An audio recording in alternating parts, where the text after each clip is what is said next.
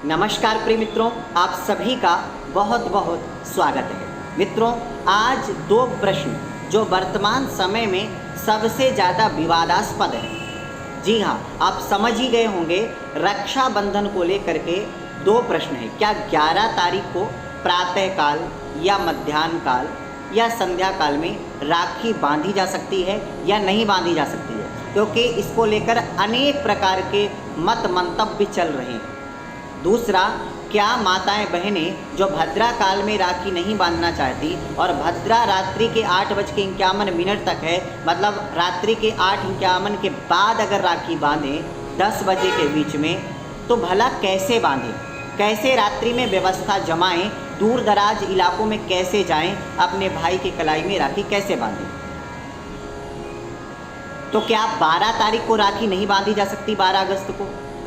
तो ये जो दो प्रश्न हैं, इन दो प्रश्नों के जवाब शास्त्रों के अनुसार ही हम तलाशने की कोशिश करेंगे, अपनी मन से बिल्कुल भी नहीं। शास्त्र क्या कहते हैं उसी के अनुसार। तो सबसे पहले आते हैं कि क्या 11 अगस्त को प्रातःकाल या मध्याह्न काल या संध्या काल में राखी बांधी जा सकती है, नहीं बांधी जा सकती है? तो सबसे पहले बात आपको बता दें कि 8:51 तक भद्रा है रात्रि में।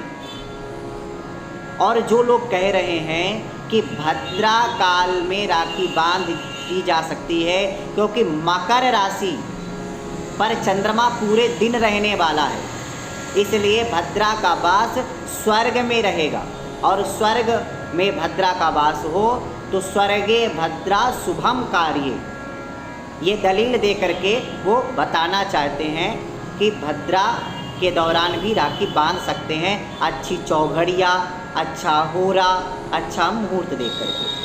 तो हम उनको बस इतना ही निवेदन करना चाहते हैं कि आप भला भद्रा काल में ही राखी बंधाने में क्यों तुले हुए हैं? क्या आप रावण के परिवार से हैं? रावण की बहन ने भी तो भद्रा काल में ही राखी बांधी थी, और परिणाम क्या हुआ ये सब हम जानते हैं। तो भला क्यों, क्या कारण है इसका? क्या पंचांगकर्ता को इतना नहीं पता है कि भद्रा का 3 जगह वास होता है, स्वर्ग में, मृत्यु में और मृत्युलोक में और पाताल में? इतना नहीं पता है? क्या हमारे ऋषि मुनियों को ये नहीं पता है? मकर राशि की आप जो बात कर रहे हैं, तो मकर राशि किन नक्षत्रों से मिलके बनती है? मकर राशि बनती है उत्तराषाढ़ा के 3 चरण, श्रवण के 4 चरण और धनिष्ठा के 2 चरण। और आपको पता है कि श्रावण पूर्णिमा में श्रवण नक्षत्र कभी भी रक्षाबंधन पड़ेगा, लेकिन श्रावण पूर्णिमा को श्रवण नक्षत्र रहेगा ही रहेगा, तभी वो श्रावण कहलाएगा। और श्रवण नक्षत्र जब रहेगा, श्रवण नक्षत्र में चंद्रमा रहेगा, तो श्रवण नक्षत्र से ही तो मकर राशि बनती है, मतलब हमेशा ही मकर राशि में ही चंद्रमा रहेगा। हर रक्षाबंधन में कभी भी कोई रक्षाबंधन पड़ेगा। तो क्या शास्त्रकारों को इतना नहीं पता है कि उस दिन मकर राशि रहेगी तो भद्रा स्वर्ग में रहेगी, तो हमें फिर भद्रा का निषेध लिखने की आवश्यकता क्यों है? बहुत कदाचित कभी धनु राशि में चंद्रमा रहे या कुंभ राशि पे, और धनु राशि में भी रहेगी तब भी तो पाताल में भद्रा रहेगी, तब भी तो राखी तो बांधी जा सकती है, फिर लिखने की जरूरत क्या है? दूसरी बात, अगर कुंभ राशि में मृत्युलोक में रहेगी तो कब रहे, ऐसा कौन सा साल गया है जो कुंभ राशि में चंद्रमा था रक्षाबंधन के प्रातःकाल जब आपको राखी बांधनी थी? ये आप देख लीजिए। तो शायद कभी नहीं, या कभी 2-4 बार अपवाद रूप में हो जाए, उसकी गणना नहीं है, लेकिन ज़्यादातर श्रवण नक्षत्र ही रहेगा पूर्णिमा के दिन, और श्रवण नक्षत्र मकर राशि में ही आता है, इसलिए मकर राशि की आप उदाहरण दे करके नहीं बोल सकते। दूसरा, आप बोल रहे हैं कि मुहूर्त हो रहा है या चौघड़िया, क्या चौघड़िया राखी बांधने के लिए है? क्या चौघड़िया जहाँ लिखी रहती है वहाँ लिखा है कि रक्षाबंधन इसमें कर लेना? होरा में, या होरा देख करके, होरा किस लिए बनाया गया है? जिस बार में जो कार्य नहीं किए जाते हैं या किए जाते हैं, दूसरे बार में उसी होरा में वो किए जा सकते हैं। तो होरा इसके लिए थोड़ी बनाया गया है। और किस मुहूर्त की बात आप कर रहे हैं? तो आप इस बात को समझना है आपको। आप गलत, कम से कम सच्ची बात ना बता पाएँ, लेकिन गलत बात आपको नहीं बतानी चाहिए। इस बात का विशेष आप ध्यान रखें, आप अफवाह नहीं फैलाएं। तो आशा करते हैं आपको ये बात समझ में आई हो।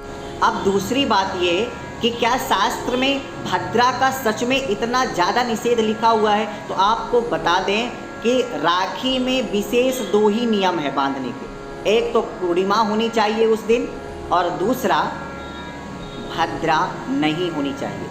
और ये कितना ज़्यादा गंभीरता से ये बात कही गई है, आपको स्वयं ही हम शास्त्रों में ले चलते हैं। तो हमारे पास निर्णय सिंधु है, आप देख सकते हैं, आपके सामने भी स्क्रीन में जो हम बोलेंगे वो आ रहा होगा, आएगा, हम डाल देंगे।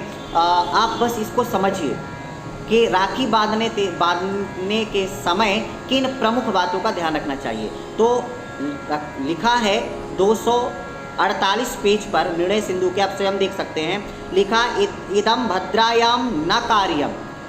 रक्षाबंधन कभी भी भद्रा काल में नहीं करना चाहिए, चाहे वो भद्रा का मुख हो चाहे वो पुच्छ हो, भद्रा काल ही नहीं होना चाहिए। अब जब भद्रा काल ही लिखा है इदम भद्रायाम न कार्यम, तो फिर पुच्छ और मुख कहाँ से आ गया? फिर मकर राशि और ये चौघड़ियाँ कहाँ से आ गई? तो लिखा इदम भद्रायाम न कार्यम। इतना कह करके शास्त्रकार को पेट नहीं भरा, तो उन्होंने क्या कहा? भद्रायाम द्वे न कर्तव्यो।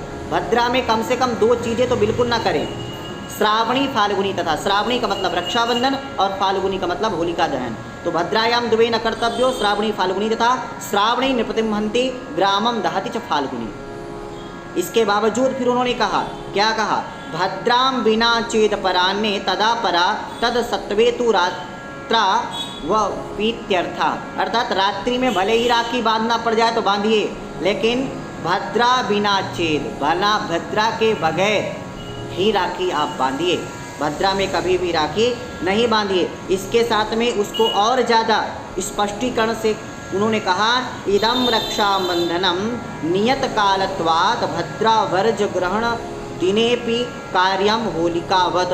अर्थात ये जो रक्षाबंधन है इसको नियत काल में करना चाहिए, भद्रा वर्ज, भद्रा के बगैर, भले उस दिन ग्रहण पड़ रहा हो, ग्रहण भले पड़ रहा हो, ग्रहण के सूतक काल में भले राखी बांध दो, लेकिन भद्रा नहीं होनी चाहिए। इसका सदैव ध्यान रखो।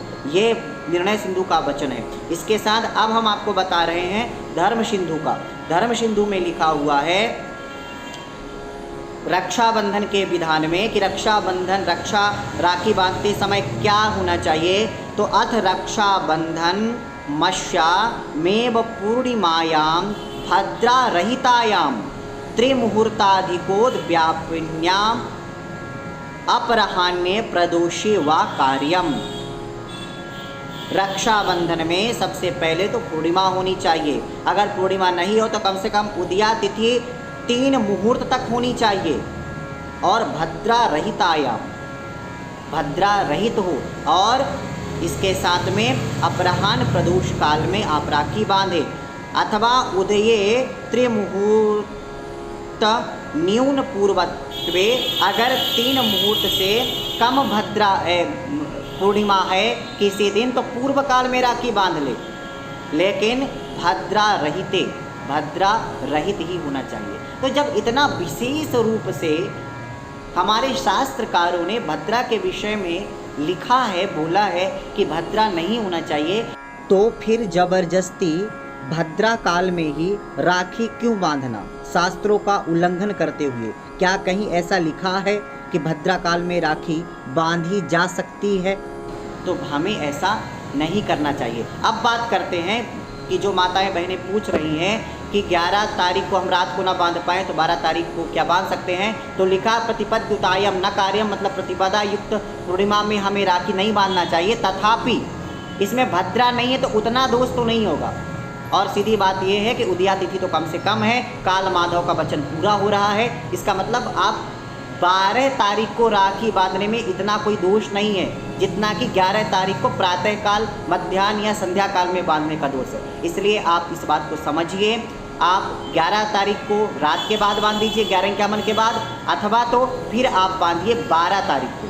11 को नहीं बांध पा रहे रात में तो फिर 12 तारीख को बांधिए उत्साहपूर्वक। सभी पंचांगों में लिखा है, 11 को भी पंचांगों में लिखा है रात्रि के बाद, लेकिन भद्रा काल में बिल्कुल भी नहीं बांधिए। सभी पंचांगकर्ता बड़े ही विद्वान हैं, समझदार हैं, इसलिए आशा करते हैं समझ में आया होगा।